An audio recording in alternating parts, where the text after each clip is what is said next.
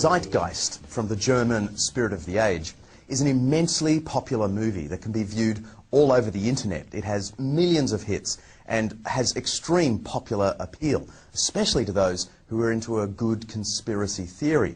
Now, the second half of the film is an elaborate portrayal of the 9/11 tragedy as the work of the American government itself. But the first half calls into question the entire story of Christianity. Centuries of Christian history are swept away as the narrator explains that the whole thing is one large myth.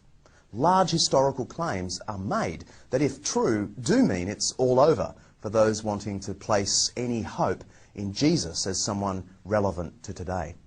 To get some wisdom on this complicated topic, we've asked into the studio Dr. Chris Forbes, a senior lecturer in the Ancient History Department at Macquarie University in Sydney. Dr. Forbes is a specialist in the history of Greek thought and religion, Alexander the Great, and New Testament history. Chris, thanks for joining us. My pleasure. You've seen the Zeitgeist. What led you, an ancient historian, to watch this internet movie, and what was your initial reaction? Well, I first heard of it because my daughter was spending 5 months studying in Russia. She was at St. Petersburg, and Christian friends of hers there were getting a really hard time by people making claims from the movie, and she emailed me and said, "What can you find out about it?" So I had a look. And your response? Well, I ended up almost laughing because the claims it makes are mostly wildly wrong and in some cases simply silly. Can we focus in on what is really the heart of the claim of the movie as it connects with Jesus? And that is that the whole Jesus story of him being born right through to his crucifixion and resurrection is a mishmash of ancient mythologies. In particular, the mythology of the sun god of Egypt, Horus, we're told. Yeah, John, can I stop you there? Horus isn't a sun god. Okay, but the movie says that he is. Yes, it does. But he's not. What sort of god was he? He's the god of the sky. Ra is the sun god. Okay. That makes the connection between him being a sun god and Jesus being the son of God more difficult, doesn't it? I thought it was only a pun to start with. I mean, the son of God, S-U-N-S-O-N, it's a perfectly good pun in English. Well, it's a fairly bad pun in English. But it doesn't work in Egyptian, and it doesn't work in Greek, and it doesn't work in Latin. It's just a pun. So leaving all that aside, yeah. The claims about this particular sky god then, Horus, are that he was born on December 25th. He was adored by 3 kings. He grew up, he had 12 disciples. He was crucified and then he was resurrected. Well, that sounds like the Jesus story. It does, because that's what it is. But it's not the Horus story. Oh, by the way, you left out born of a virgin. Born of a virgin, indeed. Yes, except that his mother Isis wasn't a virgin. And there's no suggestion in the Egyptian sources that she was. This whole list of parallels are true of Jesus, aren't actually true of Horus at all. The ancient sources don't mention these details? Well, it's very unlikely the ancient Egyptians would say he was born on December the 25th, because December's a Latin month. In other words, there's no connection at all. Horus wasn't crucified. Horus was killed, cut up into very small pieces, and his body scattered around Egypt, so it could never be gathered again. And the rest of the myth is about Isis trying to collect together all the pieces.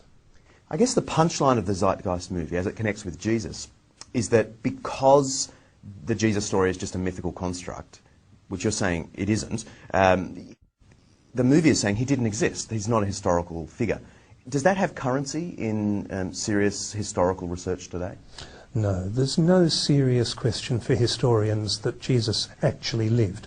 There's real issues about whether he is really the way the Bible described him.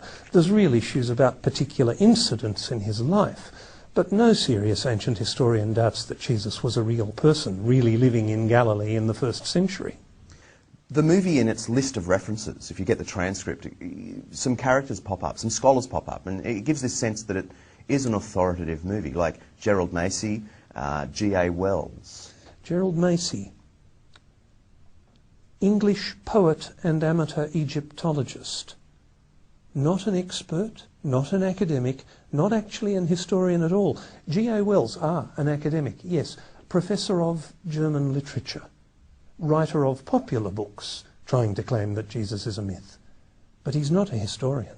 Did you find any serious historical work in the list of references? Not a single one. What I found is a whole list of books claiming to be written by experts, quoting other people claiming to be experts, quoting actually none of the ancient evidence at all. And yet a lot of people have been enamoured with this movie or deeply troubled by it.